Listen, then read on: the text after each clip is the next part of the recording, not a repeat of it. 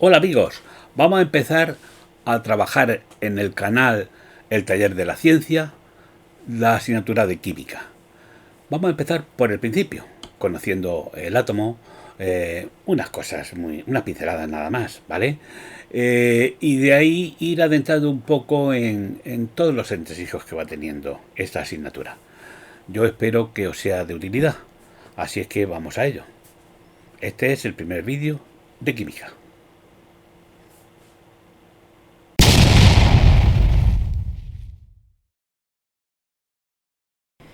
Os dejo para que miráis en los libros de texto toda la historia que ha habido en el desarrollo del modelo atómico, en la mecánica clásica y posteriormente en la mecánica cuántica.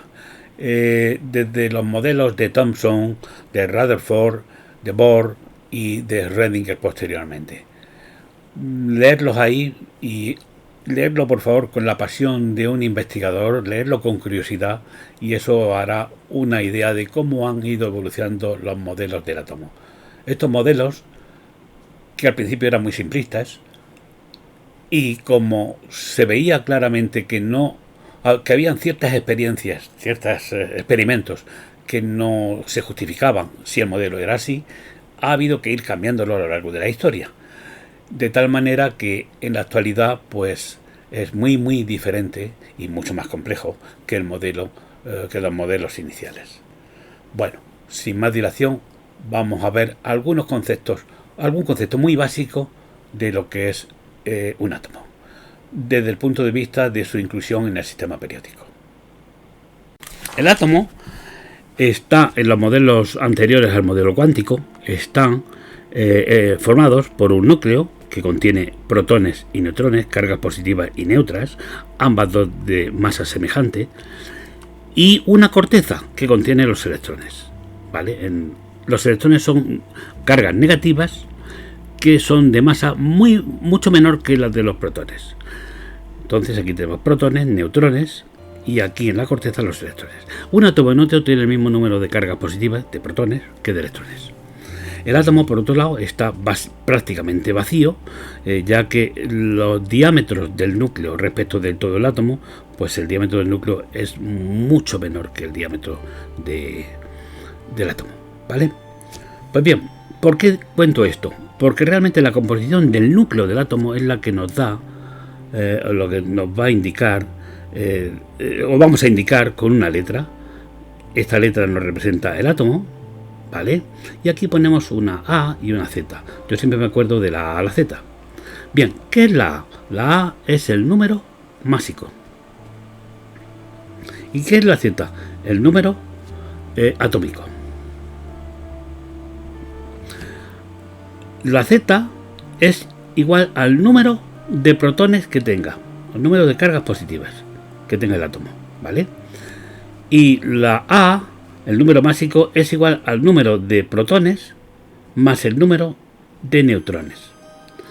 No debemos confundir nunca el número másico, que es un número, una cantidad de elementos, de partículas en este caso, con la masa del átomo, que es otra cosa diferente, ¿vale?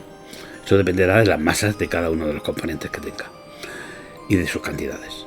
Pues bien, por ejemplo, en el caso del carbono, un carbono que tenga 6 protones, bueno, el carbono siempre tiene 6 protones, y que tenga 6 neutrones también, pues aquí tendremos un 12, 6 protones más 6 neutrones, ¿de acuerdo? Y se representará así.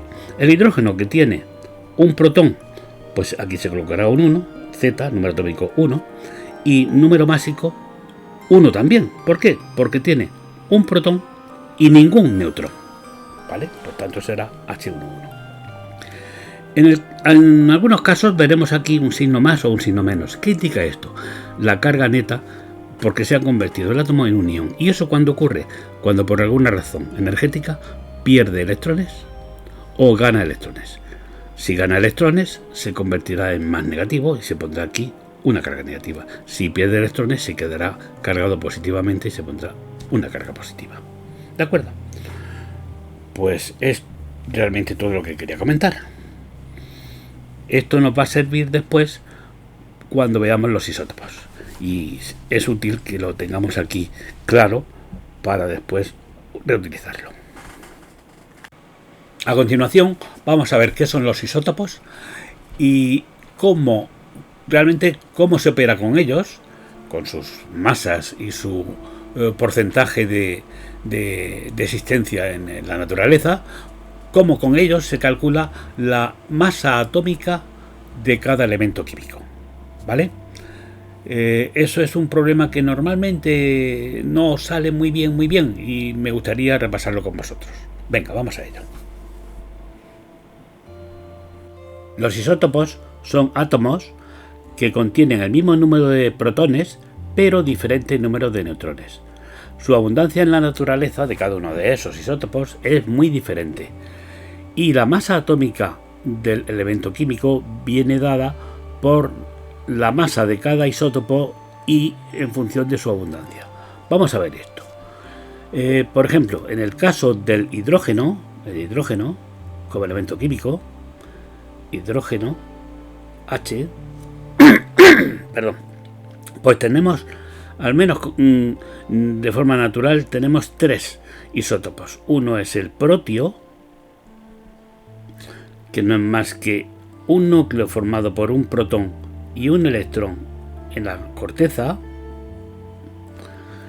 El deuterio,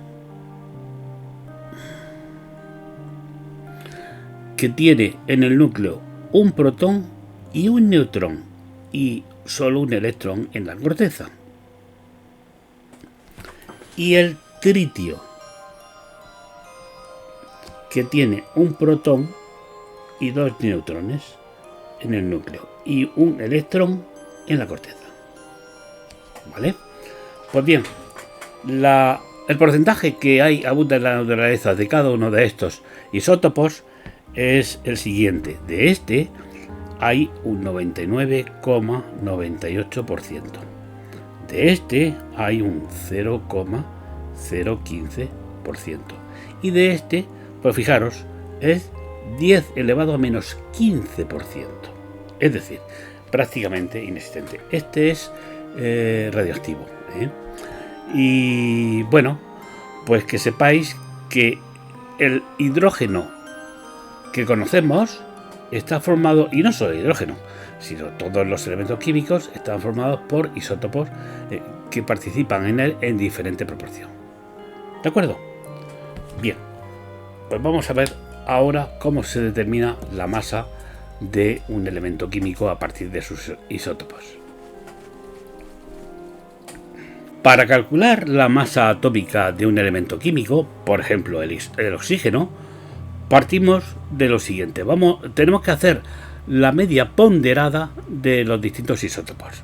Por ejemplo, imaginemos que tenemos un isótopo, el oxígeno 16, 8,16, que tenemos el oxígeno 8,17 y el oxígeno 8,15. Eso quiere decir que aquí tenemos 8 protones en todos los casos, por eso es oxígeno. Y aparte, aquí tenemos, aquí he dicho 18, no, 16. Aquí tenemos 8 neutrones, 9 neutrones y 7 neutrones. ¿Vale? Pues bien, en la masa de este isótopo es 16. Para unidad de masa atómica. De este es 17 unidades de masa atómica y de este otro isótopo es 15 unidades de masa atómica. La proporción de existencia en la naturaleza es la siguiente. De este hay el 99,769%. De este de aquí hay 0,036%. Y de este de aquí hay un 0,198%. Pues bien, vamos a hacer la media ponderada de todos estos, de sus masas, teniendo en cuenta su porcentaje. Entonces, la masa atómica del oxígeno será igual a, esto lo vamos a llamar M1, M2, M3, y a esto le vamos a llamar tanto por ciento 1, tanto por ciento 2 y tanto por ciento 3. Pues esto sería M1 por tanto por ciento 1 más M2 por tanto por ciento 2 más M3 por tanto por ciento 3 partido de 100. Esta es la media ponderada, ¿vale?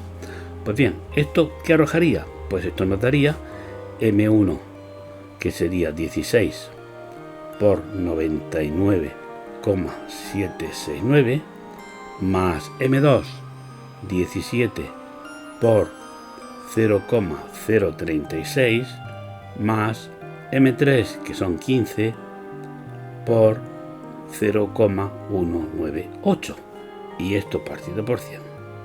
Pues bien, si hacemos esta operación, multiplicamos y luego sumamos, dividimos por 100 y nos sale exactamente 15,999 unidades de masa atómica. Y esta sería la masa atómica del oxígeno. ¿De acuerdo? Pues bien, esto es lo que quería comentaros. No, falta un detalle. Imaginaros que me dan la masa, es decir, en este caso me dan la masa del oxígeno, masa atómica 15,999, me dan la masa atómica y por ejemplo, no me dan esta cantidad. Aquí este sería M3. Bien, pues esto no es más que resolver. Si me dan este dato y me piden este dato, o cualquiera de ellos, o este, ¿vale? Pues esto no es más que una ecuación matemática a resolver. Esto que está dividiendo pasaría aquí multiplicando, ¿vale? Y ya aquí operaríamos aquí. Esta suma la pasaríamos aquí restando, y luego nos quedaría que M3 sería igual a lo que hemos puesto aquí de esto menos esto y partido de esto. ¿De acuerdo? Y así calcularíamos M3. Muy bien. Pues esto a veces os cuesta y yo quería que lo revisásemos juntos. Eso es todo. Vamos a ver ahora el concepto de unidad de masa atómica y cómo se calcula. Es algo también que es una definición que a veces no entendéis muy bien y quiero que realmente la comprendáis. Hasta ahora, ahí lo vemos. Bien, vamos a ver el concepto de unidad de masa atómica, UMA. Antes de todo, vamos a fijar aquí unos valores de masas de partículas subatómicas, tales como la del electrón, 9 y pico por 10 a la menos 31 kilogramos, la del protón, 1,6 por 10 a la menos 27, y la del neutrón, 1,67 por 10 a la menos 27. Observar que la masa del protón y la del neutrón son muy semejantes y que a su vez son bastante mayores que la del electrón. Pues bien, allá por el 1800 se estableció como unidad de masa atómica el átomo de hidrógeno, la masa del átomo de hidrógeno. Y daros cuenta que como el átomo de hidrógeno tiene solo un protón y un electrón, cuya masa se considera despreciable frente al protón, pues prácticamente la masa del átomo de hidrógeno es la masa del protón. Por tanto, la vamos a colocar aquí. Fijaros que aquí he puesto a menos 27 kilogramos porque es unidades del sistema internacional, y aquí lo he expresado en gramos, por eso pone aquí menos 24 en lugar de menos 27, ¿vale? 1000 veces más en cantidad. Muy bien. Pues una vez dicho esto, con posterioridad y por diferentes razones de estabilidad, formas de conseguir fiabilidad en el valor obtenido de ese patrón, etcétera, por experimentos, se estableció, ya digo, con posterioridad, la 16ª parte del átomo de oxígeno, 8,16. Y por también determinados problemas que ocurrieron, pues se estableció de forma definitiva la 12ª parte del átomo de carbono, 12,6 o 6,12. Bien, es decir, que la masa de un átomo de carbono 12, la masa de un átomo de carbono 12 dividida por 12, esa será la unidad de masa atómica. ¿Vale? Pues vamos a ver la masa de un átomo de carbono. La masa de un átomo de carbono se establecería de la siguiente manera. Para ello vamos a recordar de manera breve, aunque luego matizaremos y definiremos correctamente en otro vídeo el concepto de mol. Vamos a decir aquí que un mol no es más que expresar la masa atómica en gramos. Un mol de carbono no es más que expresar su masa atómica en gramos. Por eso tenemos la equivalencia de 12 gramos de carbono es un mol. Si además se sabe también que en un mol hay 6,022 por 10 a la 23 átomos, que es el número de Avogadro, bien, pues en definitiva tendremos que será 12 partido por el número de Avogadro la masa de un átomo de carbono. ¿De acuerdo? Bien, ya tenemos la masa de un átomo de carbono, vamos a dividirlo por 12, porque ya dice que es la 12ª parte del átomo de carbono, lo dividimos por 12 y nos sale este valor en gramos. Fijaros que el actual valor de la masa de la unidad de masa atómica expresada en gramos es muy parecida al valor que se estableció en 1800 y pico. Mismo orden de magnitud, evidentemente, pero además, fijaros, 1,67, 1,66. Realmente no hay una diferencia muy grande. Bueno, a ver, en los términos a que a nosotros nos interesa fijarlo ahora. ¿De acuerdo? Y nada más, es todo lo que quería decir de momento respecto a la unidad de masa atómica. Vamos a ver.